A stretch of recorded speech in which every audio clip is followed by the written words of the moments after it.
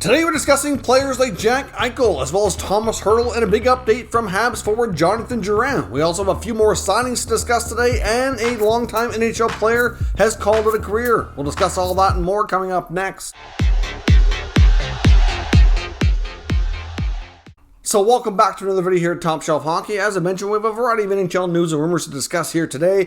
First up, I want to talk about the fact that we got an announcement that Travis Zajac is calling it a career. He has signed a one-day contract to go back to the New Jersey Devils, where he spent the bulk of his career, and is officially retiring and taking a job working with the Devils as well. So he'll continue on his legacy with New Jersey. Clearly one of the great players in the recent past here for New Jersey. Had an outstanding career, over 1,000 games played, was a solid, respectable two-way player for a long time. Was never like a huge point getter, but certainly somebody that was a great leader and really just provided a lot of solid play overall. I think he can hold his head high and say that he had himself a solid NHL career. So we'd like to wish everything but the best here to Travis Zajac into retirement, and best of luck with his new role with the New Jersey Devils. Now, as I mentioned, we also had a few signings to announce here today. We got an announcement actually really late last night in the wee hours of the morning here where I live, but the Vegas Golden Knights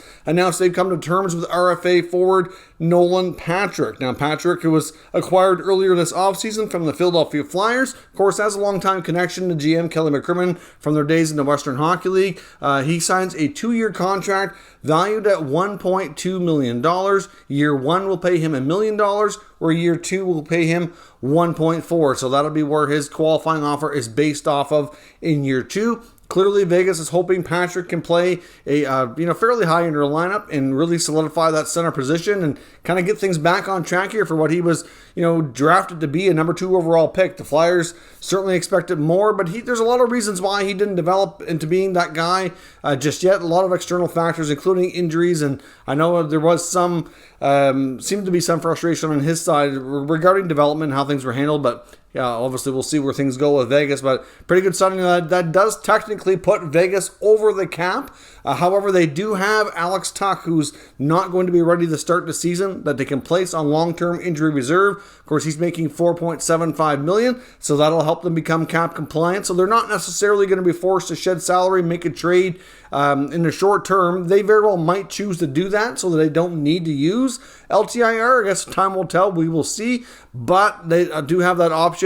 They can kind of make that decision a little bit later once Tuch's ready to come back and play, and he's going to be out for a few more months. So obviously they don't have to rush there, but something off the roster has to give, likely within the forward group too. Clearly to make room for Tuch, make room cap-wise. They've been linked to the Jack Eichel situation. We'll see if they pull off something big. Otherwise, it would be mainly the center position. If they do make any trades, that would be what they'd like to address, and it would likely be a winger going out would be the most logical thing, but I guess time will tell. We will see what happens. But Vegas for today at least gets Patrick under contract so he can report to camp on time. We also saw the Bruins finally get a signature from Senyshyn on a 1-year 2-way contract, $750. I have no idea why that contract took so long. Senyshyn essentially gets his qualifying offer. Senyshyn at this point in his career hasn't really accomplished a whole lot. He's got a few games, no points. Not sure why that took so long, but he's under contract with Boston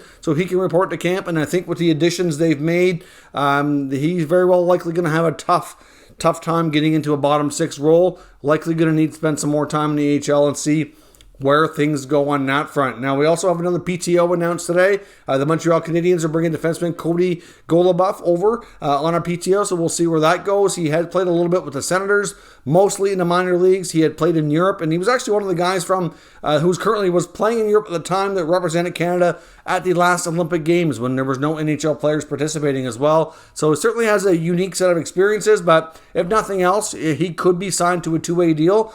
He can certainly play, I think, in a pinch, third pair of minutes at the NHL level, but also be a good veteran guy who can kind of be a good influence at the American Hockey League level and work with the younger guys there trying to find longer term NHL careers as well. So we'll see how that works out. No signing yet, but a PTO to go to camp at least. And we also saw a team and a player actually basically get divorced today. The Winnipeg Jets have placed Sami Niku on unconditional waivers for the purpose of contract termination. So we know that Niku hasn't exactly been thrilled with how things have gone the past few years. But it's amazing how this prospect has really fallen from the spot they had him and with the new organization, just as even like 2 years ago, where he was basically considered like an untouchable. I know there was a few years in a row there where they were trading for center iceman at the deadline. Like they did Paul Stastny one year. They get Kevin Hayes. And during the Kevin Hayes trade negotiations, I know that was publicly known by a lot of NHL insiders that the Jets really viewed Niku as an untouchable because the Rangers were very interested in acquiring him and in that deal. Of course, they didn't end up doing that, but still, at that point, and he's the former HL Defenseman of the Year, had some really good time in the A, but clearly looking for more opportunity in the NHL. And the word is from his agent that he's not necessarily heading back to Europe. He still would want an NHL opportunity, so he's trying to see if he can at least get a tryout or a contract with another NHL team here in the short term before camps get underway to see if he can go in and win himself a job. So we'll see what happens, but it's an unfortunate set of circumstances there. I think Winnipeg needs to ask themselves a few questions. What happened with this prospect development? Could they have done better? We've certainly seen with the Jets that they've had some players come in through the draft and actually work out to be great. Like Kyle Connor's a good one. Laine obviously was traded, but still, like, he came in, played right away. And there's a few others there, but ultimately they've had a lot of prospects more recently not really work out, in that regard. So they still have some good ones in the mix for the future, like Perfetti.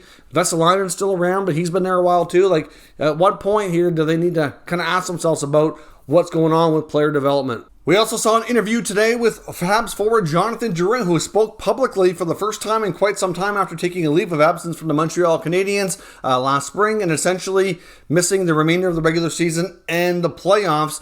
And at the time, like I said, there was some speculation that it was kind of mental health related and it was just something he needed to kind of go deal with. However, it was a little bit more detailed. He said essentially it was a combination of anxiety and insomnia. There were times where he'd go 2 or 3 days at a time and barely sleep.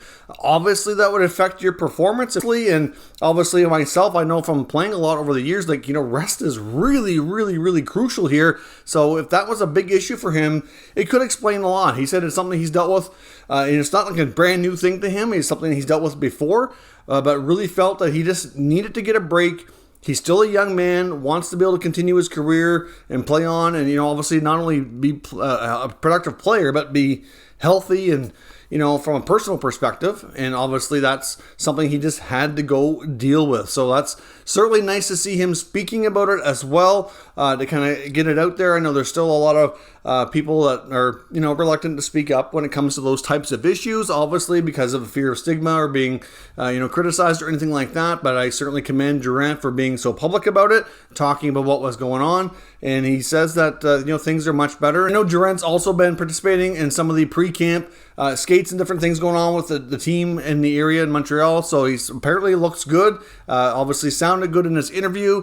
So it's nice to see that he's gone and dealt with things. I would suspect he'll be given an opportunity as long as he performs well in camp to get a top 6 role. Many feel he'd be a terrific winger for Christian Dvorak. So we'll see if they can have any chemistry and things can work out well with those two guys together. But obviously getting Durant back in the lineup could be a huge boost for Montreal, who's certainly gone through some changes this offseason. He said he's also, able and willing to play center if need be. I'm not sure they're going to do that, but they might consider it. I guess we'll see how things go. But just nice to see him back healthy and certainly be rooting for him to get back to playing well and having much success in Montreal. Now, also want to quickly touch on Tomas Hertl in San Jose. Recent interview with him indicates he's basically going to go to camp and see where things go. Not too concerned about everything, about the talk potential trade or will he be re-signed. Essentially, he's in the final year of his deal, so he's not too concerned if things don't work out. He knows he can leave by free agency if he's not dealt.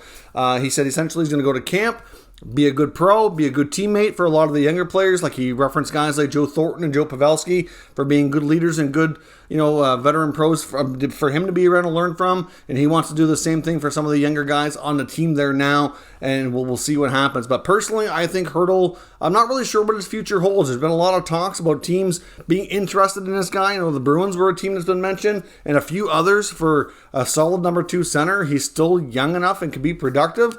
Like, I can see this guy being high up on the players that we watch closely through the trade rumor mill here over the coming weeks until the early part of this year as the season goes on, because certainly he's going to be a guy that I think can be of great value. If he's not traded by the deadline, he'll certainly be one of the bigger names likely moved in. Now, I wouldn't completely rule out an extension, so it is possible he could stay in San Jose, but given the state of the team and listening to the way he's talked in interviews recently, I think it sounds like he might be looking for a bit of a change myself. I know we're not really sure how the Evander Kane situation is going to play out with the Sharks either. That seemed to impact him. I mean, we can't say he was one of the players that went to management or anything like that, because we know that some teammates expressed their desire for Kane to leave the team or to not have to deal with that anymore. And we don't know that. We can't confirm that, of course, but it just seems like it might have, based on what he's been saying, I wonder what he could have been one of those players, but we'll see where things go on that front. But either way, Tomas Hertl right now will be reporting to Sharks camp. Likely won't see a trade too quickly. I would think early in the year, if you see teams run into injuries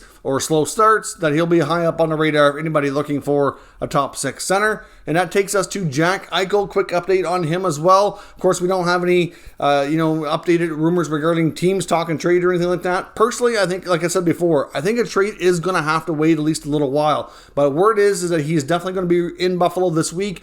We'll be reporting to training camp, like the pre-physicals to take place leading into camp. There's a possibility with the injury he could fail the physical, and at that point can be placed on injury reserve. The Sabres have no reason to place him on long-term injury reserve because they do not need the salary cap relief, so don't expect that. But it's a situation where he can essentially kind of go there so he reports, so he's not suspended. Because if he doesn't report at all and basically decides to just withhold services here until he gets traded, then they can suspend him, and they can probably find within the system here to not have to pay him either. You can be suspended without pay, so obviously that's not something he wants to do.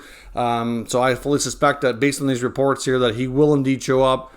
I'm assuming he likely will fail, and we'll see where things go. But then it's going to be up to he and the Sabres to get the surgery sorted out so that they can consummate a trade, because obviously that's going to be a big hurdle at this point for many teams, considering how long it's gone and how far this has gone without a trade. Still lots of teams out there, I'm sure, that are interested based on all the usual suspects we've talked about before. But at this point, I would suspect, like I mentioned the other day, that a trade won't happen. But at least at this point, there was some people thought maybe he won't even show up to camp. But it looks like that is going to happen, and we'll see where things go. Be very, very interesting to see if the doctors don't fail him and say he can play. That very well could be, a tipping point here to kind of, change things a little bit and on both sides and how they're viewing it, and could lead to some more tense situations. But if he fails, like many suspect, it'll likely be a case where he goes home and waits for a trade or further direction on the surgery. So we'll see where things go from there. So let me know your thoughts on everything discussed here today down in the comment section. We'll discuss further. If you're new to this channel, make sure you subscribe and stick around. We'll keep you up to date with all the latest news, rumors, and analysis on all 32 NHL teams. Thank you for watching, and I'll catch you next time.